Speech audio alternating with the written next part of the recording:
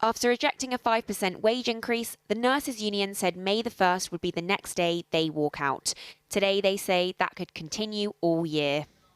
We will immediately move now to reballot our members in June, and if that ballot is successful, then those strikes will last to Christmas. What's our wages? Poverty wages! They had originally asked for 19%, though settled with the government at 5% with a bonus. This week, RCN members rejected that offer, prompting the Health Secretary this morning to write to them, urging them to pause strike action. Another union, Unison, had voted for the deal.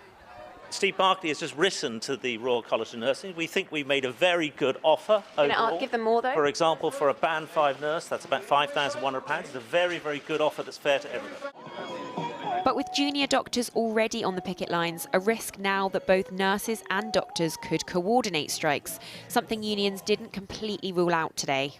Certainly an unpleasant thought to imagine nurses, doctors, perhaps others being out on strike at one time, because that would be very difficult for the NHS to manage, and it would certainly have an impact on patients. We could be looking at further hundreds of thousands of disruptions. The latest strikes will raise the stakes. It will include nurses working in emergency departments and intensive care units for the very first time.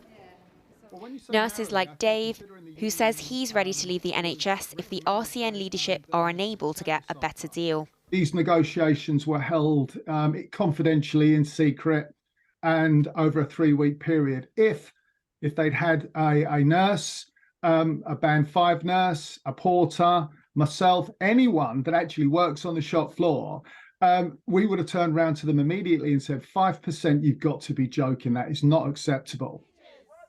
While public support for striking NHS workers remains strong, political backing has waned. I don't support an escalation of the dispute to put at risk cancer care and emergency care. The Royal College of Nursing has previously not done that in the interests of patients. I hope they continue to hold that position. What I would like to see is, rather than more nurses' strikes go ahead, the Prime Minister to actually take some leadership now. After a gruelling pandemic, doctors and nurses say reality and rhetoric have not kept pace with one another. This dispute with the government, ministers admitted today, could cost them thousands of councillors at the upcoming local elections. And if they don't face this looming NHS crisis head-on, the danger is this could rumble on until the next election.